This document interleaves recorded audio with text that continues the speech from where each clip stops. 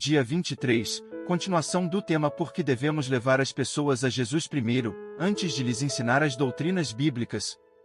Item 6. Queremos levar as pessoas a Jesus, para que não sejam condenadas pelo julgamento de Deus. É realmente necessário incluir a mensagem do julgamento? A mensagem do julgamento nos desafia: comprometa-se com Jesus para que você não tenha que ser condenado no julgamento de Deus. A Bíblia diz: porquanto, todos nós deveremos comparecer diante do tribunal de Cristo, a fim de que cada um receba o que merece em retribuição pelas obras praticadas por meio do corpo, quer seja o bem, quer seja o mal. 2 Coríntios 5:10. Temei a Deus e rendei-lhe glória, porquanto é chegada a hora do seu juízo. E adorai aquele que fez o céu, a terra, o mar e as fontes das águas. Apocalipse 14:7. A primeira fase do julgamento, o julgamento antes da segunda vinda, já começou em 1844 de acordo com Daniel 8:14. Naturalmente, as pessoas que viveram nos tempos antigos são examinadas primeiro. E desde então, as investigações caminham para os casos do fim dos tempos.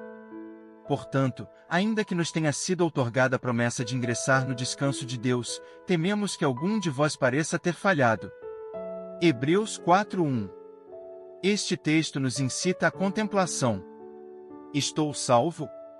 E uma vez que conhecemos o temor ao Senhor, procuramos persuadir os homens. 2 Coríntios 5:11. O temor de Deus e o conhecimento do julgamento vindouro devem nos motivar a querer salvar outras pessoas. Ellen White dá uma explicação muito boa do termo medo.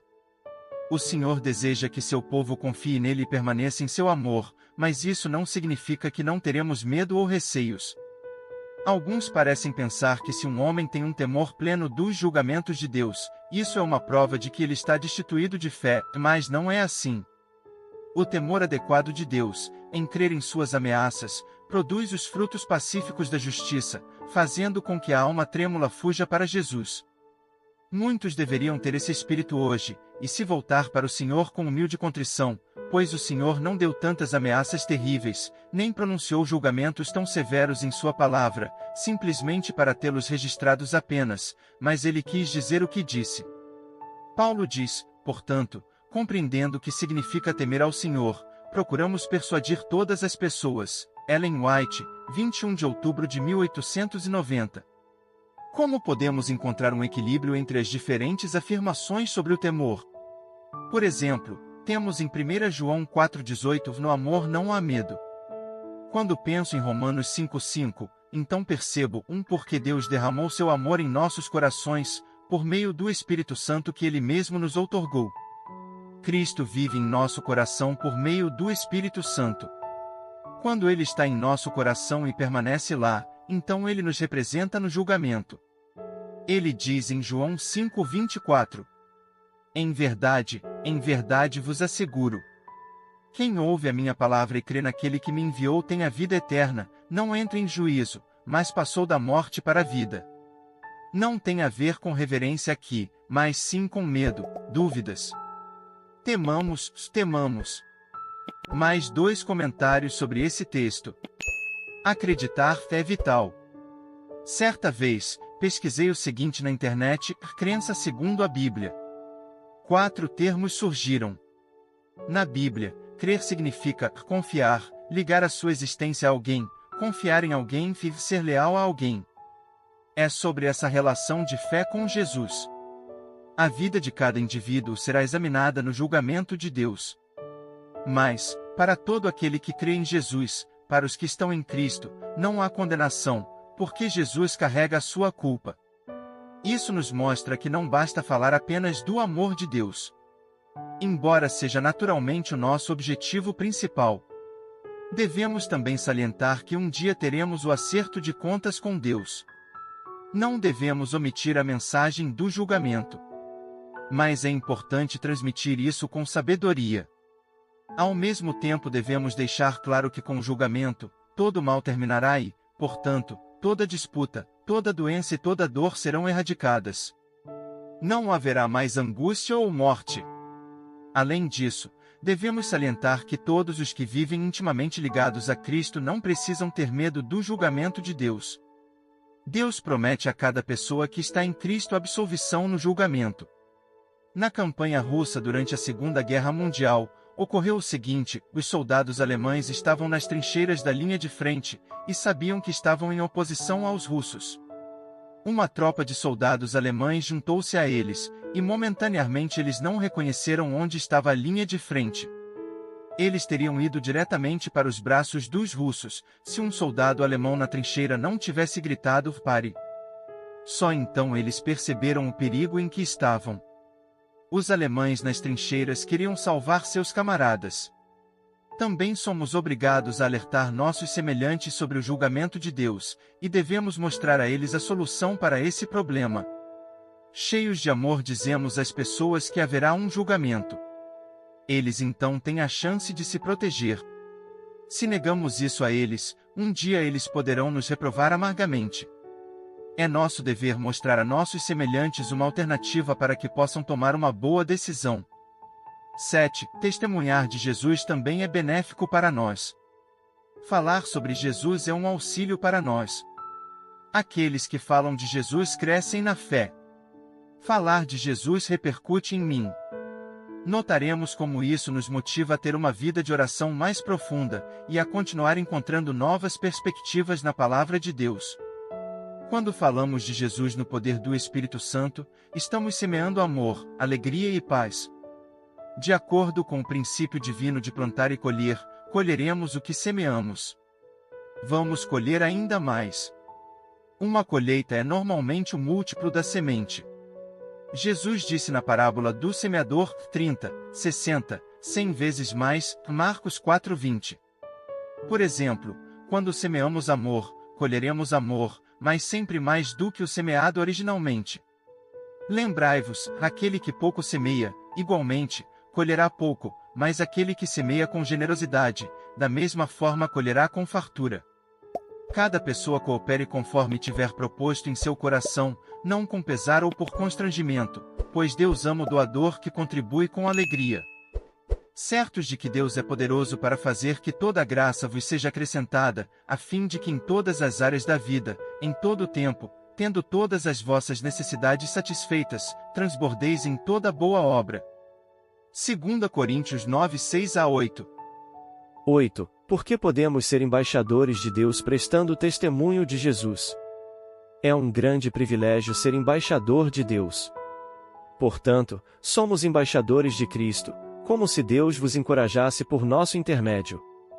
Assim, vos suplicamos em nome de Cristo que vos reconcilieis com Deus. 2 Coríntios 5:20.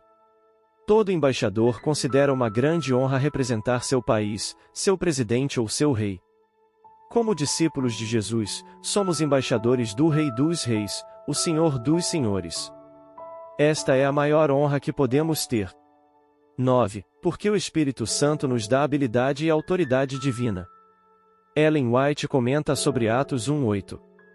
Contudo, recebereis poder quando o Espírito Santo descer sobre vós, e sereis minhas testemunhas. É a união do Espírito Santo e o testemunho da testemunha viva, que deve advertir o mundo. O obreiro de Deus é o agente por meio do qual a comunicação celestial é dada, e o Espírito Santo dá autoridade divina à palavra da verdade. Ellen White, 4 de abril de 1893. Aqui, a palavra poder significa poder, capacitação, autorização. Significa que o Espírito Santo nos capacita e nos autoriza a ser testemunhas de Jesus. Já pensamos o suficiente sobre o fato de que recebemos habilidade e autoridade do Espírito Santo? 10. Queremos levar as pessoas a Jesus, pois Cristo nos deu a incumbência para fazer isso. Jesus disse em sua despedida: Toda a autoridade me foi dada no céu e na terra. Portanto, ide e fazei com que todos os povos da terra se tornem discípulos, batizando-os em nome do Pai, e do Filho, e do Espírito Santo, ensinando-os a obedecer a tudo quanto vos tenho ordenado. E assim, eu estarei permanentemente convosco, até o fim dos tempos. Mateus 28, 18-20. Chamamos essas palavras de Jesus de a Grande Comissão. Jesus espera que obedeçamos à sua comissão? Lembre-se de que é desejado nossa obediência pela fé. Ela tem 3 aspectos. Primeiro, minha decisão.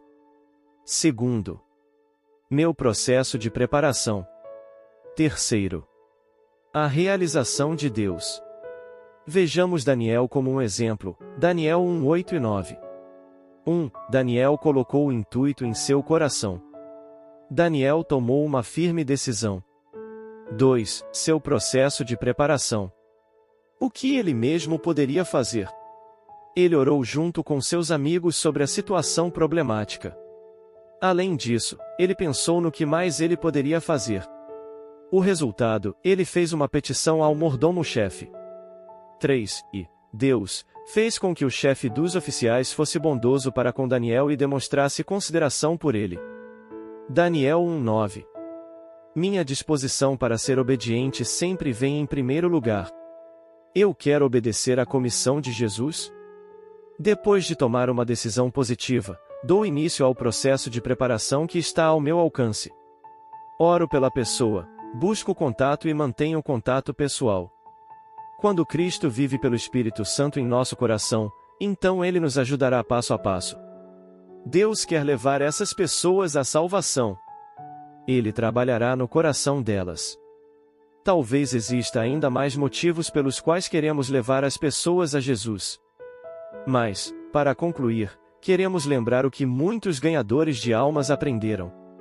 Novamente, quero deixar claro que o treinamento, o material e os métodos são completamente inúteis, se não agirmos na autoridade e poder do Espírito Santo.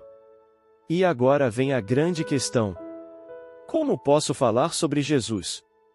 Existem muitas maneiras e abordagens diferentes de conversação para usar, ao falar sobre Jesus. Uma forma, que já foi experimentada e testada, é começar com uma pequena apostila. No próximo capítulo, discutiremos em detalhes como usar esta apostila. Nosso próximo capítulo é: como podemos levar as pessoas a Jesus? Quais são os 12 bons motivos para usar essa apostila? Que experiências práticas podemos tirar? Como posso trabalhar com uma apostila testada e comprovada? No momento, queremos apenas dar uma olhada rápida nela. O ponto crítico para a maioria de nós é encontrar a forma certa de iniciar uma conversa. Como posso falar casualmente e autenticamente sobre fé? Que pergunta inicial leva contato e diretamente ao ponto principal? 1. Como posso apresentar Jesus a alguém e mostrar-lhes um resumo simples do plano de salvação? 2. Como posso fazer um diagnóstico espiritual, para que o indivíduo saiba onde está e para onde quer ir no futuro? Isso é importante que eu possa dar um suporte específico. 3. Como posso ajudar alguém que já deseja aceitar Jesus? Graças a Deus, existem boas respostas para essas perguntas. Todas as respostas estão em um livro intitulado Aproveitando a Vida. Qualquer pessoa pode aprender a usar esse livreto. Na verdade, esse método é usado há anos em todo o mundo, com grande sucesso. É importante que mais pessoas usem esse livro para a salvação de outros, e para a alegria dos ajudantes. Queremos agradecer ao nosso Senhor de todo o nosso coração, por Ele nos tornar dispostos e capazes, para levar as pessoas a Jesus também. Pensamento pessoal e guia de discussão. 1. Que sequência devemos seguir, quando queremos ser eficazes pescadores de homens? 2. Quais são as condições para se tornar um pescador de homens? 3. Cite alguns motivos pelos quais devemos levar as pessoas a Jesus primeiro, antes de ensinar-lhes as doutrinas bíblicas. 4. O que você acha valioso no seguinte princípio? Com esperança toma a iniciativa de testemunhar sobre Jesus no poder do Espírito Santo. Deixe os resultados nas mãos de Deus. Nosso tempo de oração. Entre em contato com sua dupla de oração e discuta o assunto com ela. Ore com sua dupla de oração. 1. Para poder testemunhar autenticamente de Jesus. 2. Para que Deus me prepare para querer fazer com alegria tudo o que Ele quiser. 3. Para entender por que é tão essencial levar as pessoas a Jesus primeiro.